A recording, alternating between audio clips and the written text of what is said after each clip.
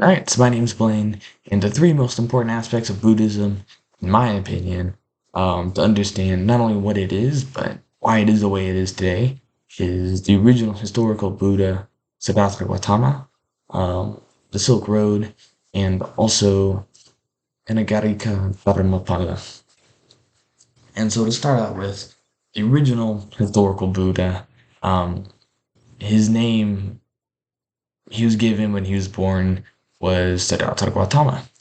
And his dad received a prophecy that he was either going to become an important religious leader or an important political leader.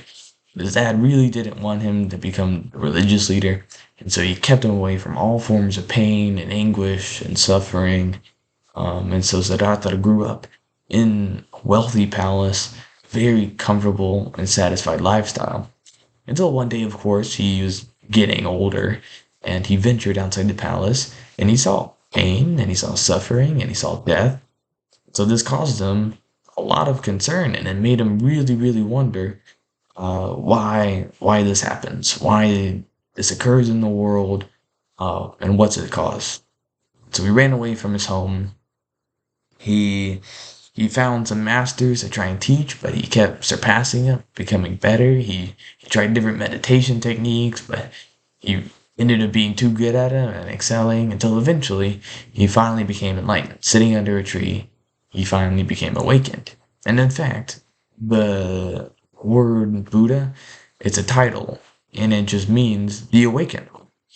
And so when he was able to achieve this, the gods pleaded with him that he would stay uh, and teach other people how to achieve nirvana. Uh, Nirvana is basically breaking out of the cycle of suffering and the cycle of death. That is the core issue of the Buddhist worldview. And so he does that. In his teachings, they're called the Dharma. Uh, and the people who really study the Dharma, who dedicate their lives to understanding this and achieving nirvana, they're called the Sangha. The Sangha is basically when you think of monks and nuns, in Buddhism, the people in sort of the reddish orangish robes and whatnot, out in temples, those are the Sangha. And so the Buddha, the Sangha, and the Dharma, they make up the three jewels of Buddhism, which is pretty much the three most important pillars of the Buddhist faith.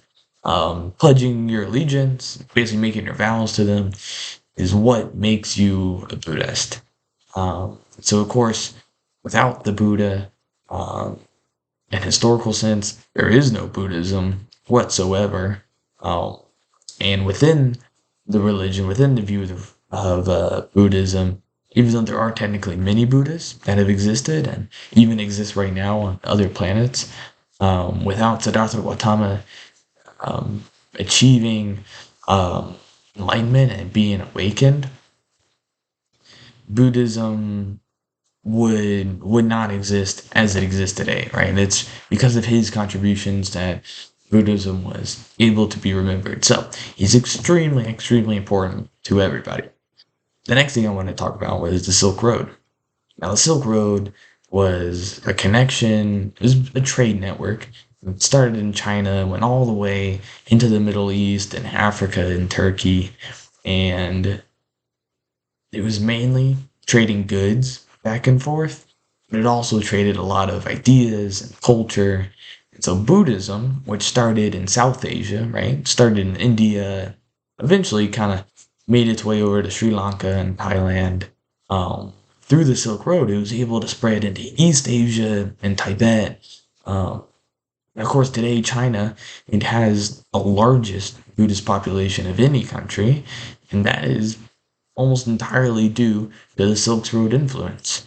And of course, in Tibet, that's where the Dalai Lama is from, and his school is from. And the Dalai Lama is not the leader of all of Buddhism, but he is a really important leader for Buddhist, and of course, especially his school of Buddhism. And he's from Tibet, which again, it got Buddhism through the Silk Road. So without the Silk Road, a lot of Buddhism doesn't spread. And the last person I wanted to talk about is Anagarika Dharmapala. And he lived in the 1800s during British rule in Sri Lanka. And he helped really revitalize um, Buddhism, especially in Sri Lanka. But then also because of that, really spread it to the West. He taught at the 1893 World Parliament of Religion in Chicago. He helped with the process of um, in Sri Lanka, people were learning English, and so he translated a lot of Buddhist texts into English. Well, he didn't do it himself, but he helped distribute it. Was part of that same movement, and so a lot of the Buddhism that we know today as Westerners is because of Anagarika's influence.